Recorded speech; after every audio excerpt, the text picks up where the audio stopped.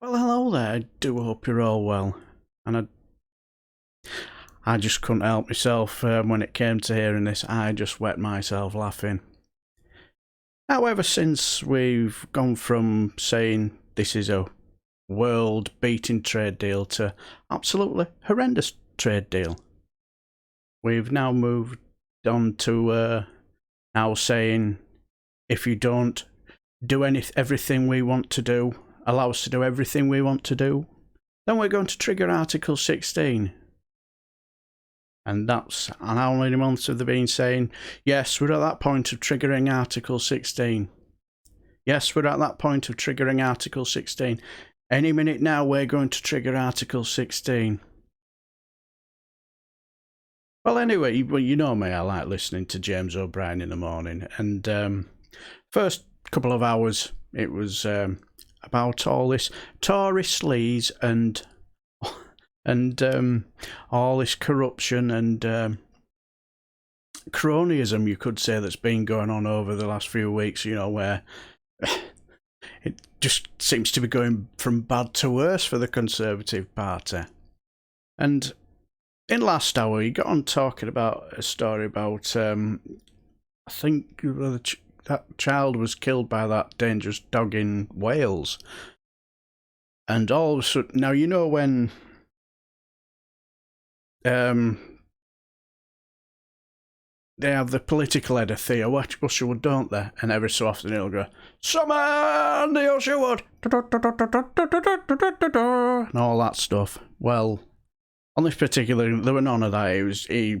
Theo Usherwood come pulsating through the studios like a gazelle, leaping over any obstacles just to get this news to us. And let's just say, conclusive proof that I think when it comes to our bodger, our Wurzel Churchill, our self-entitled Etonian prick Alexander Boris Pfeffel Johnson, and our Lord Frost,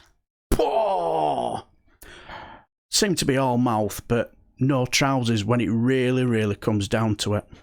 10 minutes to 1 is the time. Daniel in Holston up next, and it looks like being a really interesting call, that, because he is apparently one of the people I was speaking to 10 years ago when I held a rather different view on dogs in general, but not necessarily on this bit. But, as I suspected and indeed suggested might happen in the current maelstrom of political journalism, Theo Usherwood has once again let himself back into the room unsummoned. So there must be breaking news aplenty. There is. The UK government's backed off in its row with the European Union over Article 16. Remember, the government had threatened to trigger Article 16, suspending the Northern Ireland Protocol in that row over the way goods can go from mainland Great Britain into Northern Ireland and the checks that have been imposed. As a result of that, you'll remember, of course, at the weekend, the Irish Foreign Minister Simon Coveney shots fired said that the EU could be prepared to suspend its trade deal between the UK and the European Union. Which would essentially bring in the no-deal Brexit that half and then you'd have tariffs. Didn't understand the horror of, but hopefully do now. Yes, so you would then have tariffs imposed on goods travelling from the UK into the European Union. Now, Lord Frost, he's the Brexit Minister speaking in the House of Lords, says that he isn't minded to trigger Article 16 anytime soon. My Lords, in my view, this process of negotiations has not reached its end. Although we have been talking for nearly 4 weeks now, there remain possibilities that the talks have not yet seriously examined, including many approaches that have been suggested by the UK. So there is more to do, and I certainly will not give up on this process unless and until it is abundantly clear that nothing more can be done.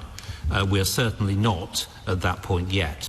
We're certainly not at that point yet when it comes to Article 16. You also said the European Union, James, needed to calm down. They're also suggesting that we can only take that action at the price of massive and disproportionate retaliation. My Lords, I gently suggest that our European friends should stay calm and keep things in proportion. They might remind themselves they might remind themselves that no government and no country has a greater interest in stability and security in Northern Ireland and in the Belfast Good Friday Agreement than this government. We're hardly likely to proceed in a way that puts all that at risk.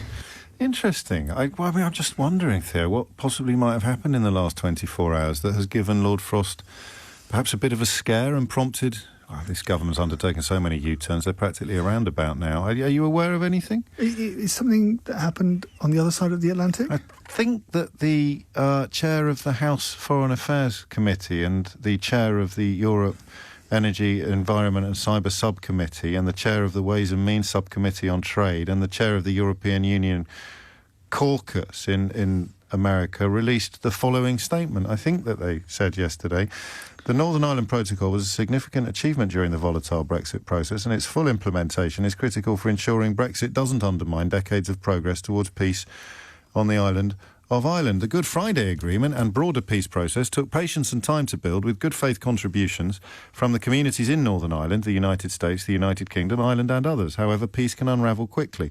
In threatening to invoke Article 16 of the Northern Ireland Protocol, the United Kingdom threatens not only to destabilise trade relations, but also that hard-earned peace. We call on the UK to abandon this dangerous path and to commit to implementing the Northern Ireland Protocol in full. And then, amazingly, less than 24 hours later, Lord Frost not only does exactly that, but somehow suggests that it's the European Union that needs to calm down.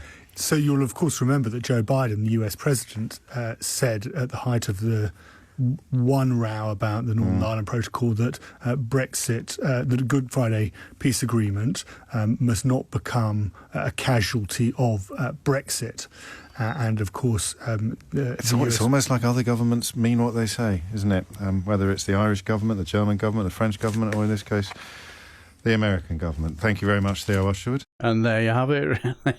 It's hilarious, isn't it? You know, when it comes to these two, they're all tough talk and all the sabre rattling and all the Blitz spirit and nonsense like that. But when it comes to the point of the willy waving, all the tough talk, and it comes to the point of showing the meat and two veg, I think we're just left with a French carrot and two garden peas to flounder in the wind, so to speak. These two are just absolutely pathetic, aren't they? I was just chuckling away when I was listening to the interview. Because one thing I like about Theo, because like when it comes to his job, he's got to be impartial. He cannot show fear of it. Go either way. I suppose it must be difficult because when you've got James O'Brien chuntering in your ear, and you know what he thinks about this government, so it must be difficult. But I always enjoy listening to Theo because then you do tend to learn something. But yes, this government, when it really mattered, when it really came down to it, all they've got is a French carrot and two garden peas to flash, aren't they? Not very impressive, are they? But anyway, I shall leave the video here. Until the next time, I shall bid you farewell, so take care.